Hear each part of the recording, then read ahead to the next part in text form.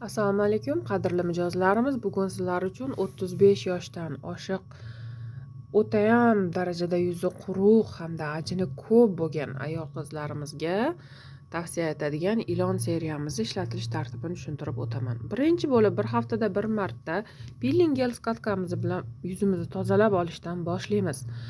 Sababi ajinlarda orasidagi mayda o'lik teri hujayralarini faqatgina peeling gel skatka chiqarib yuborishga qodir. Keyin esa yuzimizni oddiy suv bilan yuvib tashlaymiz hamda massaj kremni surib 3-5 daqiqa davomida yuzimizni massaj liniyalari bo'ylab massaj qilamiz.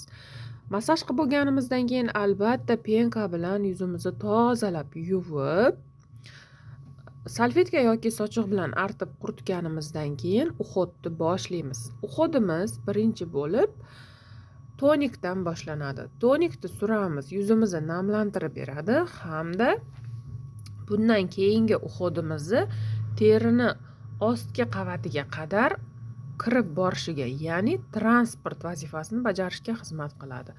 Tonikdan keyin sivrtka bilan yuzimizni vitamin bilan boyitib, keyingi seriyamizni effektini 10 barobar ko'tarib berishga xizmat qiladi. Hamda losyonimizni suramiz. Losyonimiz yuzimizni oziqlantirib beradi.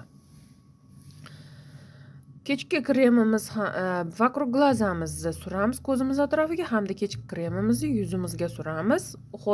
Kechki uhodimiz shu bilan yakunlanadi. Endi ertalabki uhodimizga keladigan bo'lsak, ertalab turib yana penka bilan yuzimizni yuvamiz. Tonik, sivritka, losyon, vokruq glaza.